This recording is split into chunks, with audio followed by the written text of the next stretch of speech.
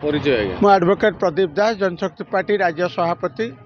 ଆପଣ ଯେଉଁ ଅଟୋରେ ବୁଲୁଛନ୍ତି ତ ଏ ଯେଉଁ ଗୋପବନ୍ଧୁ ଆଉ ଉତ୍କଳ ଗୌରବ ମଧୁବାବୁଙ୍କୁ ମରଣୋତ୍ତର ଭାରତରତ୍ନ ପ୍ରଦାନ ଏହାର ମୁଖ୍ୟ ଉଦ୍ଦେଶ୍ୟ କ'ଣ ଅଛି? ଦେଖନ୍ତୁ ଆର ମୁଖ୍ୟ ଉଦ୍ଦେଶ୍ୟ ହେଉଛି ଆମର ଓଡ଼ିଶାରେ ଭାରତରତ୍ନ ଏପର୍ଯ୍ୟନ୍ତ ଯେଉଁମାନଙ୍କୁ ମିଳିବା କଥା ସେମାନଙ୍କୁ ଏପର୍ଯ୍ୟନ୍ତ ମିଳିନାହିଁ। ସେହି ଟାଇପ୍ର ଓଡ଼ିଆ ଲୋକମାନଙ୍କର ସ୍ୱର ଦିଲ୍ଲୀରେ ପହଞ୍ଚି ନାହିଁ।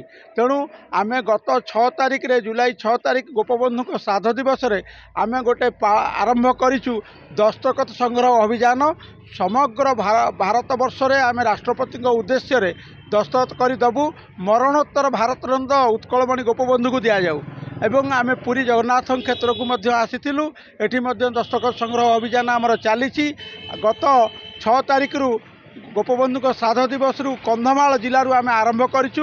ପ୍ରତ୍ୟେକ ଜିଲ୍ଲାକୁ ଆମେ ଯାଉଛୁ ଏବଂ ଦସ୍ତଖତ ସଂଗ୍ରହ କରୁଛୁ। ଏଇଥିପାଇଁ ମରଣୋତ୍ତର ଭାରତରତ୍ନ ଦିଆଯାଉ, ଆମେ କହୁନୁ ଆଉ କାହାକୁ ଦିଆଯାଉଛି, ସେ ତାଙ୍କର ଖେଳବାଲାଙ୍କୁ ଦିଅନ୍ତୁ କି ମୁଲାୟମଙ୍କୁ ଦିଅନ୍ତୁ, କିନ୍ତୁ ତା ତୁଳନାରେ ଗୋପବନ୍ଧୁ ମଧୁବାବୁ ତାଙ୍କର କ'ଣ ଅବଦାନ ନାହିଁ ଏ ଦେଶ ପାଇଁ, ଏ ଜାତି ପାଇଁ?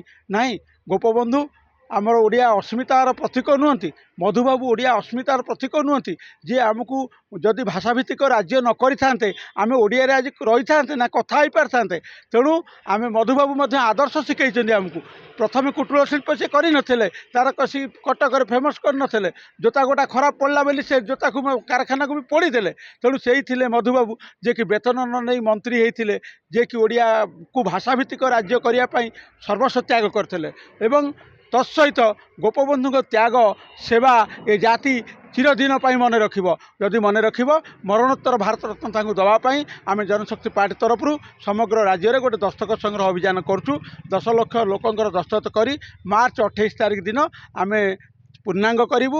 ତତ୍ପରେ ଆମେ ଯାଇକିରି ସେଠି ରାଷ୍ଟ୍ରପତି ମହୋଦୟଙ୍କୁ ଆମର ଦାବି ଦେବୁ।